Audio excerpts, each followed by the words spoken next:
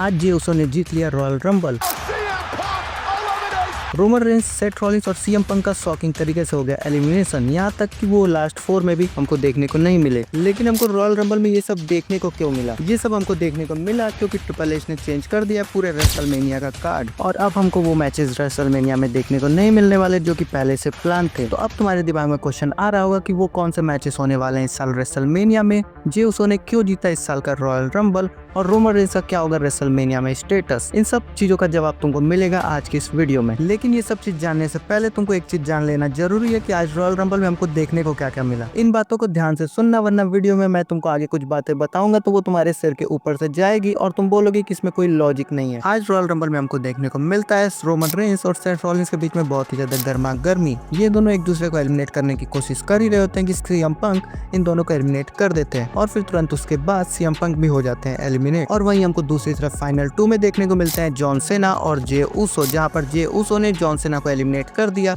और वो जीत गए इस साल का रॉयल रंबल। जॉन सेना ने इस मैच के बाद अनाउंस तो कर दिया कि वो एलिमिनेशन चैम्बर में होंगे। चलो, जॉन सेना तो एलिमिनेशन चैम्बर को जीत के रेसलमेनिया में अपना मेन इवेंट, अपना टाइटल मैच पा तो लेंगे, लेकिन जे उसो को क्यों जीता है ट्रिपल एच ने? इसके पीछे 3 बड़े कारण जो मुझे समझ में आते हैं कि जिसकी वजह से ट्रिपल एच ने लिया होगा ये फैसला। नंबर 1 कि ट्रिपल एच करना चाहते होंगे हम सबको शौक, जहाँ पर हम रोमन रेंस, सीएम पंक या जॉन सेना को एक्सपेक्ट कर रहे थे इस मैच को जीतने के लिए, वहाँ पर उन्होंने जिता दिया जे उसो को और कर दिया हमको शौक। वहीं पर दूसरा रीजन ये है कि वो बनाना चाहते एक नया मेगा स्टार जे उसो को। जे उसो ने पिछले साल सबसे ज्यादा मैचेस को लड़ा है और उन्होंने सबसे ज्यादा मर्चेंडाइज भी बिकवाई है। वो टॉप 5 लिस्ट में हमको हमेशा देखने को मिलते हैं मर्चेंडाइज में। इसके पहले भी WWE ने कई सुपरस्टार के ऊपर दाव लगाया उनको मेगा स्टार बनाने के लिए। लगता है इस बार WWE ने दाव लगाया है जे उसो पर। लेकिन अगर WWE जे उसो को पुश ही करना चाहती थी तो वो दूसरे तरीके से भी पुश कर सकती थी, लेकिन उन्होंने उनको रॉयल रंबल ही क्यों जिता दिया, जबकि वो जिता सकते थे बड़े बड़े सुपरस्टार्स को भी। इसके पीछे का कारण वही तीसरा रीजन है जिसके बारे में मैं बात कर रहा था। द रॉक के अनअवेलेबल होने के बाद ट्रिपल एच ने जो नया कार्ड बनाया है उसमें उनके पास सारे बड़े स्टार्स के लिए मैच हो चुके होंगे बुक, और किसी एक वर्ल्ड चैंपियन के लिए उनके पास अपोनेंट की कमी हो रही होगी। तब उन्होंने सोचा होगा क्यों ना जे उसो को डाल दिया जाए इस मौके पर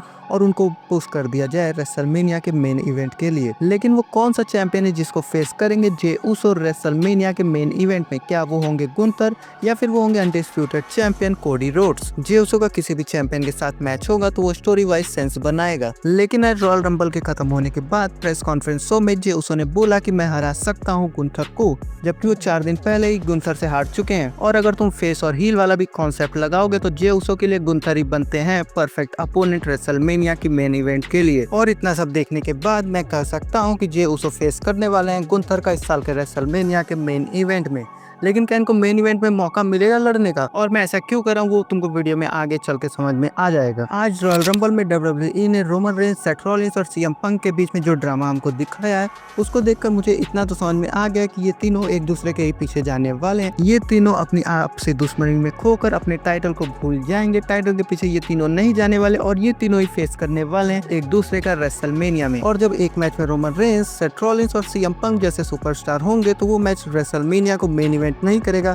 ये कैसे हो सकता है? इसीलिए मैंने पहले वीडियो में बोला था कि जे उसो को रॉयल रंबल में विक्ट्री तो मिल गई है, लेकिन रेसलमेनिया के मेन इवेंट में उनको स्पॉट शायद ही मिले। और किसी तरह के वीडियो की फरमाइश हो या वीडियो कैसी लगी वो मुझे बताना हो तो कमेंट सेक्शन में मुझे बता सकते हो।